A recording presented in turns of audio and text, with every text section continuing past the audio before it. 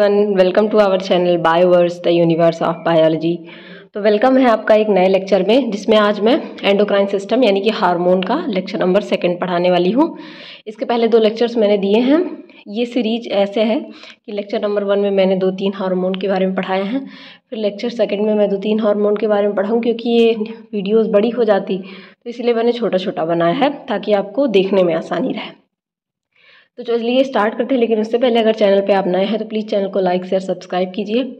और अगर आपको इन नोट्स का PDF चाहिए तो उसके लिए हमारा टेलीग्राम चैनल ज्वाइन कीजिए, इसका लिंक डिस्क्रिप्शन में दिया हुआ है। तो चलिए स्टार्ट करते हैं। आज हम लोग पढ़ने वाले थायराइड ग्लैंड। इसके पहले हम लोग हाइपोथैलेमस, पिट्यूटरी ग्लैंड और पीनियल ग्लैंड के बारे में पढ़ लिया था। पिट्यूटरी ग्लैंड में हमने 2 चीज़ें पढ़ी थी, एंटीरियर पिट्यूटरी जिसे एंटिनोहाइपोफाइसिस, दूसरा पढ़ा था पोस्टीरियर पिटी जिसे न्यूरोहाइपोफाइसिस कहते हैं, फिर पीनियल ग्लैंड पढ़ा था जो कि सबसे स्मॉलेस्ट ग्लैंड होता है। आज पढ़ेंगे थायराइड ग्लैंड, ठीक है। थायराइड ग्लैंड को सबसे largest gland of the endocrine system कहा जाता है। एंडोक्राइन सिस्टम यानी कि डक्टलेस ग्लैंड, जो डायरेक्ट ब्लड में आता है, ना कि कोई डक्ट पाया जाता है। लार्जेस्ट ग्लैंड होता है। इसकी ओरिजिन कैसी होती है? एंडोडर्मल। एंडोडर्मल ओरिजिन का मतलब इसकी ओरिजिन जो हमारे गैस्ट्रुलेशन फेज होता है, ओरिजिन होती है, उसमें कैसा होता है? एंडोडर्म से ये बनता है। कहाँ पे ये लोकेटेड होता है? ट्रैकिया के इधर साइड में लोकेटेड होता है। कनेक्टेड होता है फाइब्रस टिश्यू से, जिसको कि इस्थमस कहते हैं, ठीक है। यहाँ आपका जो गला पाया जाता है इस तरीके से, यहाँ पे ट्रैकिया के पास ये लोकेटेड होता है, इस्थमस से कनेक्टेड होता है, जो कि फाइब्रस कनेक्टिव टिश्यू होता है।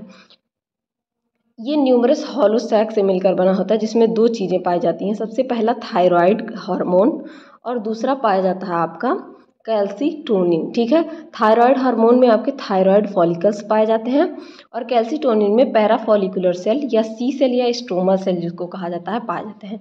थायराइड हार्मोन में क्या पाया जाता है? थायराइड फॉलिकल, इस तरीके से स्ट्रक्चर पाया जाता है। तो इसमें इस तरीके से थायराइड फॉलिकल पाए जाते हैं, ठीक है। ये लाइंड किसके द्वारा होते हैं? Simple cuboidal epithelium cell. जब आप टिश्यू पढ़ेंगे तो टिश्यू में आपको पढ़ाया गया होगा 4 टाइप के कनेक्ट टिश्यू होते हैं, जिसमें से जो एपिथेलियल टिश्यू होता है उसका पार्ट होता है सिंपल क्यूबॉइडल एपिथेलियम। ये प्रोड्यूस करते हैं आयोडाइज्ड हार्मोन को, ठीक है। आयोडाइज्ड हार्मोन का मतलब जिसमें आयोडीन पाया जाता है। तो ऐसे 2 हार्मोन पाए जाते हैं, पहला T4, दूसरा T3, ठीक है। T4 को बोला जाता है थायरॉक्सिन या टेट्राआइडोथायरॉक्सिन। 2 नाम है इसका, थायरॉक्सिन या टेट्राआइडोथायरॉक्सिन। और T3 को ट्राईहाइड्रोथायरॉक्सिन। टेट्राहाइड्रो मतलब 4 और ट्राई का मतलब 3, ठीक है, जिसमें 3 आई पाया जाए।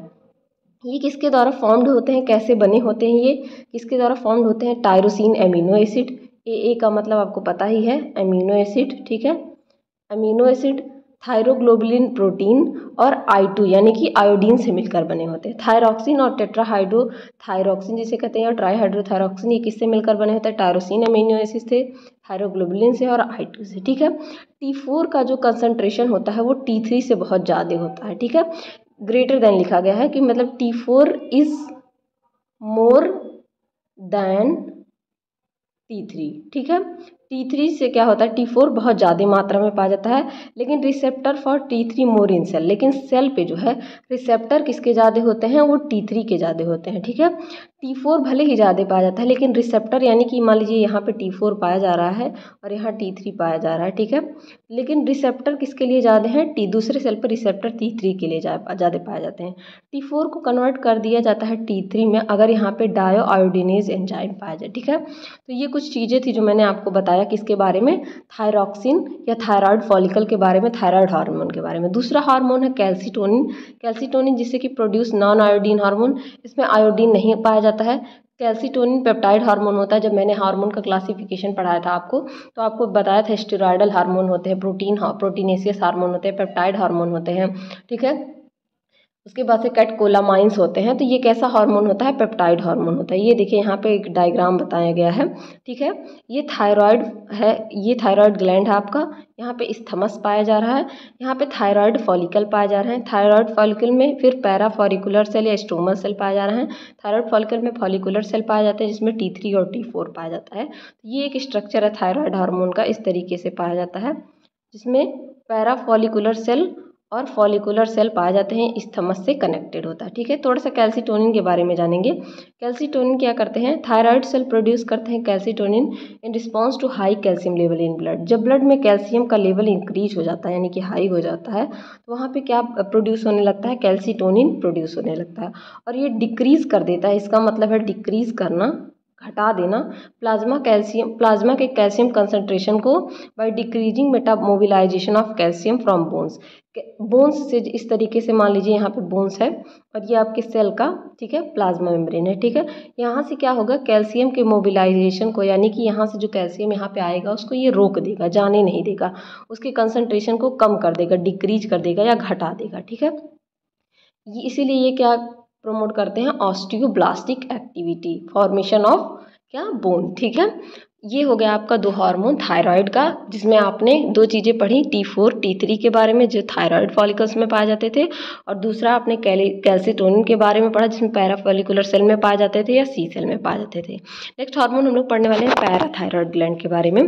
ठीक है, ये क्या होते हैं, डॉर्सल साइड में या बैक साइड में थायराइड ग्लैंड के प्रेजेंट होते हैं। मान लीजिए ये थायराइड ग्लैंड है, ठीक है, इसके बैक साइड में यानी कि पीछे के साइड में इस तरीके से चार क्या पाए जाते हैं, स्मॉल ग्लैंड प्रेजेंट होते हैं जो क्या कहलाते हैं, पैराथायरॉयड ग्लैंड कहलाते हैं। पैराथायरॉयड ग्लैंड क्या सिक्रीट करते हैं, पैराथायरॉयड हार्मोन सिक्रीट करते हैं, स्राव करते हैं, उसका बहाव करते हैं, या कोलिप्स हार्मोन भी इसे कहा जाता है, जो क्या करता है, कैल्शियम के लेवल को इंक्रीज कर देता है ब्लड में। ठीक है, बढ़ा देता है, कैल्शियम के लेवल को ब्लड में क्या करता है, इंक्रीज कर देता है या बढ़ा देता है। ठीक है, ये क्या करता है, ऑस्टियोक्लास्टिक एक्टिविटी को प्रमोट करता है, जिसका मतलब होता है removal of calcium from bone to increase level in blood.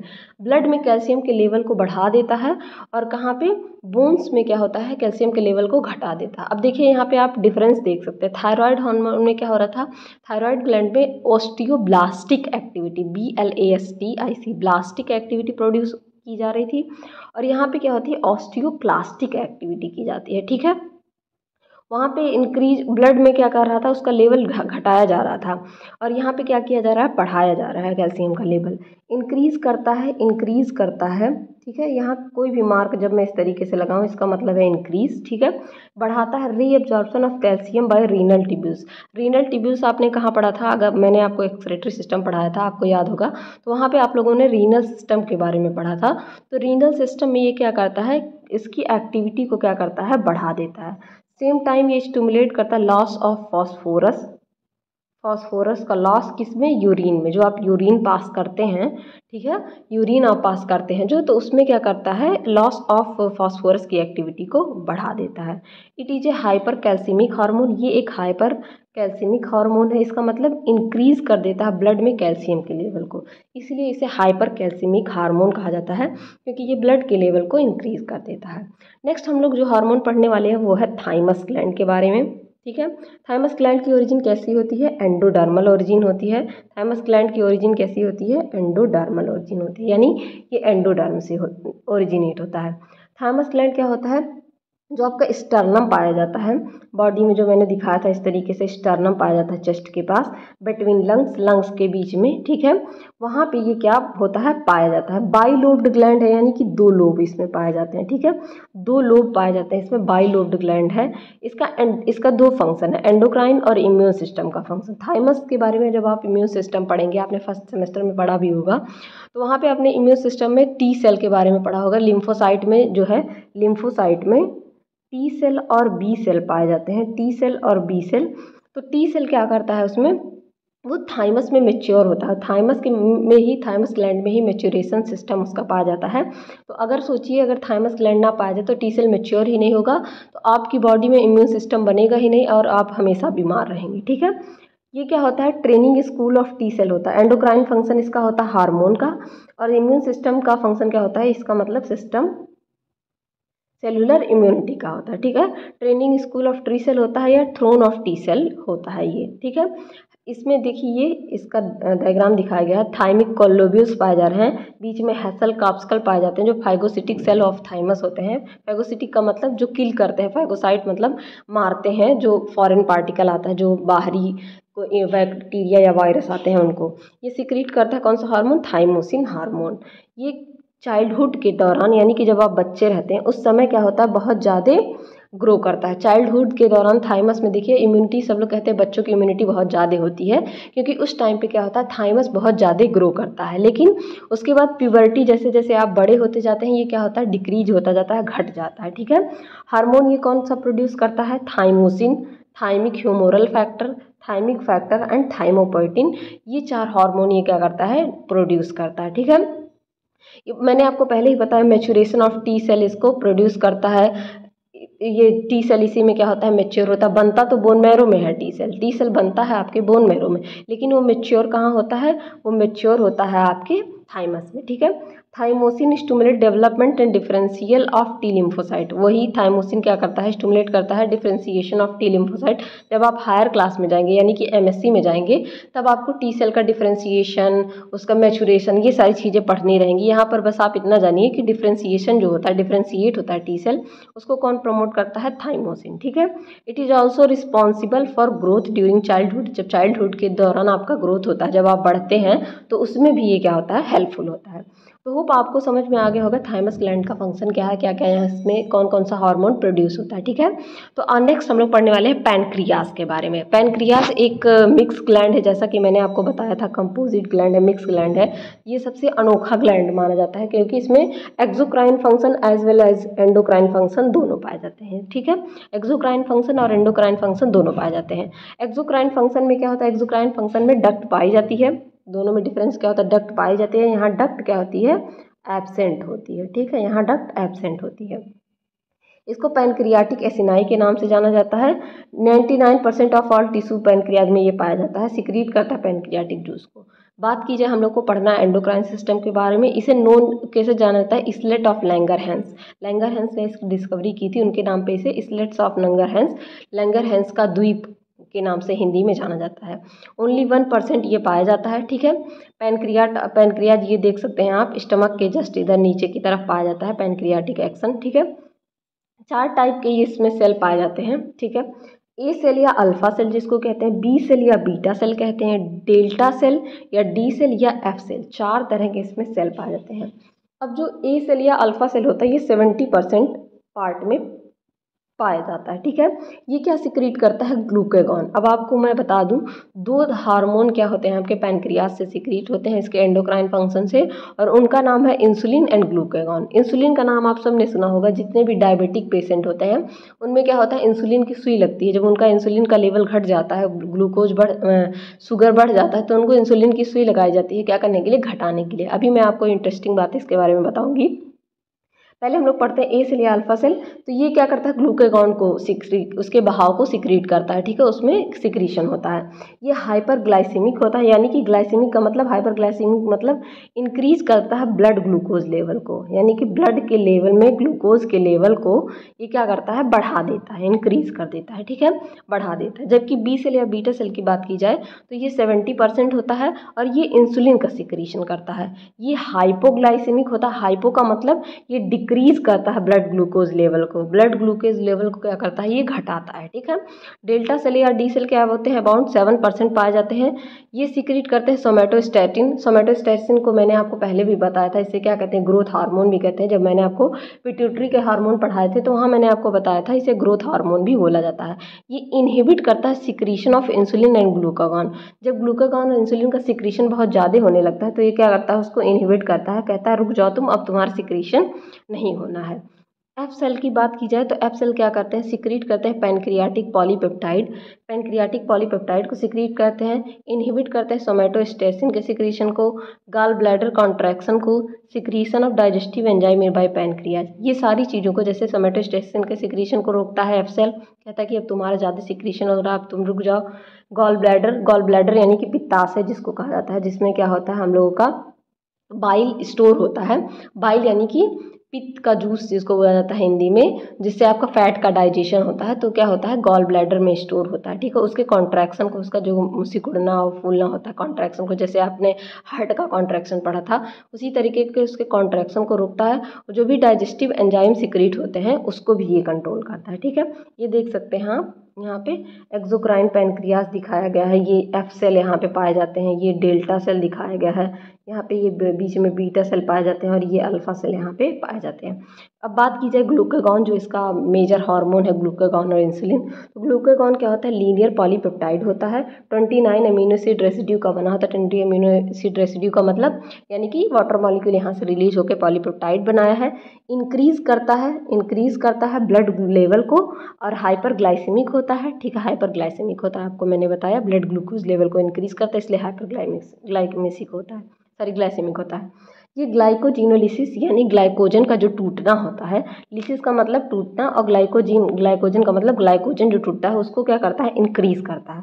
Glucogenesis यानी कि ग्लूकोज के टूटने को ये डिक्रीज करता है, घटा देता है। ग्लूकोनियोजेनेसिस यानी कि ग्लूकोज का बनना किसी नॉन पायरुवेट वगैरह से बनना, जो मैं आपको ग्लूकोनियोजेनेसिस पढ़ाई थी तो बताई थी कि जो नॉन क्या होते हैं, कार्बोहाइड्रेट मॉलिक्यूल होते हैं, यानी कार्बोहाइड्रेट ग्लूकोज फ्रक्टोज जिससे ना मिलकर अलग पायरुवेट वगैरह से जब ग्लूकोज बनता है तो उसे ग्लूकोनियोजेनेसिस कहते हैं। उसको ये इंक्रीज करता है, यानी कि ग्लूकोज के बनने को, ग्लाइकोजन के टूटने को, ग्लाइकोजन टूट के ही ग्लूकोज बनाता है। जब आपको देखिए, जब आप फास्ट वगैरह रहते हैं, व्रत रहते हैं, तो आप अगर पानी वानी भी, जो लोग रोज़ा वगैरह रहते हैं, जो मदर्स हमारी फास्ट रहती हैं, तो उसमें क्या होता है, पानी पिए बिना भी वो पूरे दिन रह जाती हैं। कैसे? क्योंकि हमारी बॉडी में जो ग्लाइकोजन लीवर में स्टोर होता है वो क्या करता है, उस समय टूट टूट के ग्लूकोज बनाने लगता है। तो ये क्या करता है, ग्लूकागॉन ग्लूकोज के बनने को प्रमोट करता है, बढ़ाता है। ट्राईएसिलग्लिसरॉल के बनने को इंक्रीज करता है। ग्लाइकोलिसिस यानी कि ग्लूकोज का टूटना ये रोकता है, तो धीरे कर देता है उसको। ग्लूकोज के रिलीज को और लीवर से बढ़ा देता है। तो इतना सारा काम ये करता है। बात की जाए इंसुलिन की, तो ये किससे बना होता है, 2 पॉलीपेप्टाइड चेन से मिलकर बना होता है, डिजाइनेटेड एज ए, जिसमें 21 अमीनो एसिड पाए जाते हैं, और बी 30 अमीनो एसिड पाए जाते हैं। और ये किससे ज्वाइन होता है, डाइसल्फाइड बॉन्ड से। ये यहाँ पे आप देख सकते हैं, ये ए चेन हो गया, ये बी चेन हो गया, ये दोनों एक चेन से डिराइव होते हैं। अभी पहले ये देख लीजिए आप, insulin first synthesized as pre pro insulin. पहले ये किस फॉर्म में होता है, प्री प्रो इंसुलिन के फॉर्म में होता है, जो कि बायोलॉजिकली इनएक्टिव होता है, इनएक्टिव फॉर्म में यानी कि काम नहीं करता है। फिर इससे सिग्नल पॉलीपेप्टाइड एंड टर्मिनस का और जनरेट करता है प्रो इंसुलिन। एंड टर्मिनस का रिमूवल होगा, ठीक है, तो ये प्री प्रो इंसुलिन को जनरेट करेगा। फिर प्रोटियोलिटिक क्लीवेज होगा और प्रो इंसुलिन से सी पेप्टाइड चला जाएगा और ये क्या बन जाता है, इंसुलिन। ये देख सकते हैं, हाँ, ठीक है। यहाँ पे ये ए चेन पाया जा रहा है, बी चेन, यहाँ से सी चेन जुड़ी हुई है, एन चेन। सबसे पहले रिमूवल ऑफ क्या होगा, एन चेन। एन चेन यहाँ से हट जाएगा और उसके बाद से दूसरी बार क्या होगा, सी चेन भी हट जाएगा और ये आपका देखिए इंसुलिन बन के तैयार हो जाता है, जो किससे, सल्फाइड बॉन्ड से, बीच में इस तरीके से सल्फाइड बॉन्ड से, डबल सल्फाइड डाइसल्फाइड बॉन्ड से ये क्या होता है, अटैच होता है। अब फंक्शन की बात कर ली जाए अगर इन लोगों के, तो ये क्या करता है, लोअर करता है ब्लड ग्लूकोज लेवल को, इंसुलिन घटा देता है ब्लड ग्लूकोज लेवल को, ग्लाइकोजेनेसिस को प्रमोट करता है। इसमें जो है उल्टा काम होता है, जैसा कि आपने क्या पढ़ा, ग्लूकागॉन पढ़ा, तो ग्लूकागॉन में क्या होता है, जो चीज़ें हो रही हैं उसी का उल्टा क्या होगा, आपके इंसुलिन काम करेंगे। ये इनहिबिट कर देता है, इसका मतलब इनहिबिट या रोक देना, ठीक है, इनहिबिट करता है ग्लाइकोजिनोलिसिस को, ग्लाइकोजन के टूटने को। ग्लूकोनियोजेनेसिस को भी ये इनहिबिट करता है, ठीक है, इनहिबिट कर देता है लीवर में। इन्हांस कर देता है entry of fatty acid from blood into adipose tissue. Increase करता है लाइपोजेनेसिस को, यानी कि फैट को टूटने को। लिपोलिसिस को भी इंक्रीज करता है। स्टिमुलेट करता है प्रोटीन का सिंथेसिस को और इनहिबिट कर देता है प्रोटीन के डिग्रेडेशन को। टूटता यहाँ कुछ भी नहीं है, क्योंकि यहाँ पे क्या होता है, ब्लड ग्लूकोज लेवल कम हो जाता है, ठीक है। तो यहाँ पे क्या होगा, बनेगा ग्लूकोज, ठीक है, ग्लूकोज यहाँ पे बनेगा। तो इस मार्क को आप समझिएगा, इसको इनहिबिट बोला जाता है। तो इतनी चीज़ें आज हम लोगों ने पढ़ी। 4 हार्मोन्स के बारे में पढ़ा, पैनक्रियास के बारे में जिसमें इंसुलिन और ग्लूकागॉन के बारे में हम लोगों ने पढ़ाई की, थाइमस ग्लैंड पढ़ा, फिर हम लोगों ने पैराथायरॉयड हार्मोन और थायराइड हार्मोन के बारे में पढ़ा। होप गाइस ये वीडियो आपके लिए हेल्पफुल रहेगी तो अपने दोस्तों के साथ भी शेयर करिए और बने रहिए इसी तरह और अच्छी वीडियोज़ के लिए। Keep learning, keep growing.